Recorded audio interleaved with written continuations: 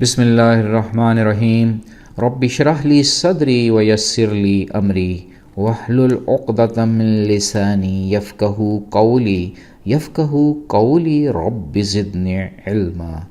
آج قرآن پاک کی 51ویں صورت سورہ الذاریات پر گفتگو کریں گے۔ اس صورت کو میں نے ڈیوائن اومنی پوٹنس کا نام دیا ہے۔ 60 آیات اور 3 رکوع پر مشتمل یہ ایک مکی صورت ہے۔ مولا علی کرم اللہ وجہہ کوفہ کی مسجد میں درس فرما رہے تھے تو ایک شخص کے پوچھنے پر آپ نے جواب دیا کہ الذاریات کا مطلب تیز ہوا ہے جو مٹی اڑاتی ہے۔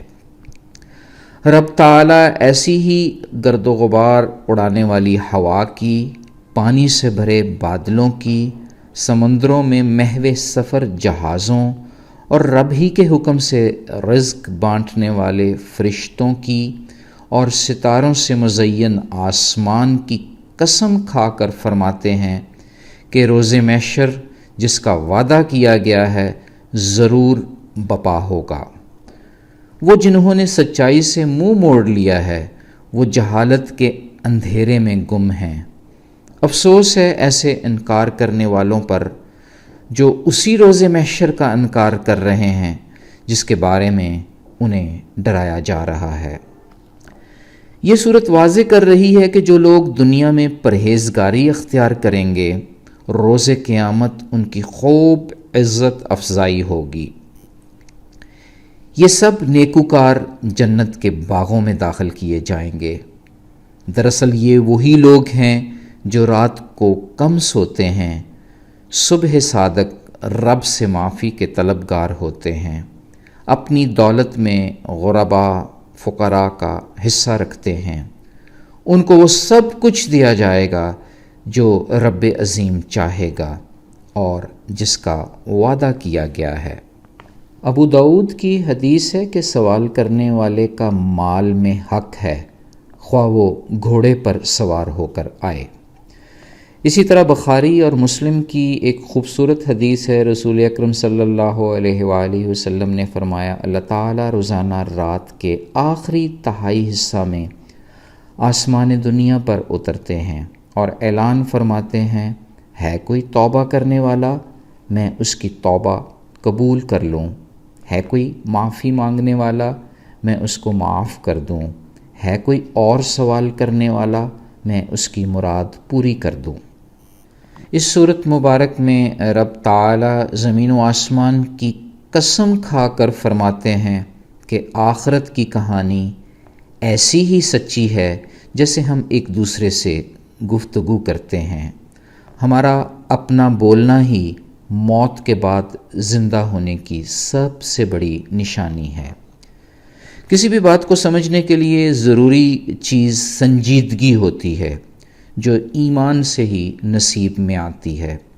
زمین میں ایسے ہی اہل ایمان کے لیے نشانیاں ہیں جو یقین کامل رکھتے ہیں۔ ہماری اپنی ذات بھی نشانیوں سے لبریز ہے اگر ہم بغور مشاہدہ کریں۔ مشہور مفسر قتادہ رحمۃ اللہ علیہ لکھتے ہیں کہ جو اپنی ہی تخلیق پر غور کرتا ہے تو جان جاتا ہے کہ اسے عبادت کے لیے پیدا کیا گیا ہے اور اس کے جوڑوں میں لچک کا ہونا بھی عبادت کی ہی ترغیب دیتا ہے۔ یہ صورت ماضی کے دریچوں میں جھانکنے اور عبرت پکڑنے کی ترغیب بھی دے رہی ہے۔ ابراہیم علیہ السلام کی فرشتوں کے ساتھ ضیافت، اولاد کی بشارت، کچھ پر مٹی کے ڈھیلوں کی بارش کا برسنا، فرعون کا موسیٰ کے ہاتھوں دریائے نیل میں برباد ہو جانا، قوم عاد پر آندھیوں کا چلنا، قوم سمود اور قوم نوح کی بربادی جیسے تمام واقعات ہمارے لیے نشانیاں اور سبق چھوڑ رہے ہیں کہ کس طرح رب کی نافرمانی اس کے غضب کا باعث بن سکتی ہے۔ اس صورت میں یہ بات بھی واضح ہو گئی کہ کل طاقت کا منبع رب تعالیٰ کی ذات ہے جس نے زمین کو ایک قالین کی صورت تیار کر کے بچھا دیا۔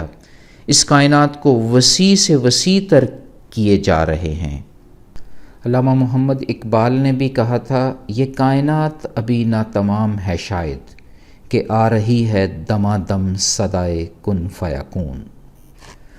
امام غزالی رحمۃ اللہ علیہ فرماتے ہیں کہ جو شخص ہر چیز میں خدا کو نہیں پاتا وہ اس چیز میں اس ذات کے علاوہ کسی اور کو دیکھتا ہے۔ اگر کوئی بھی شخص خدا کے علاوہ کسی چیز پر توجہ دیتا ہے تو مخفی نوعیت کا شرک ہے۔ خالص توحید ہر شے میں خدا ہی کا نظر آنا ہے۔ اس صورت سے یہ واضح ہو گیا کہ رب نے ہر چیز کے جوڑے تخلیق کیے تاکہ ہم حقیقی سچائی پا لیں۔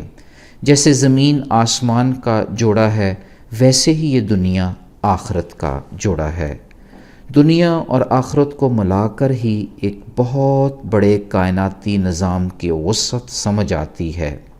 ڈیوائن اومنی پوٹنس کا کچھ احاطہ ہوتا ہے، وہ یہ کہ خالق کو مخلوق سے سوائے عبادت گزاری کے کچھ نہیں چاہیے۔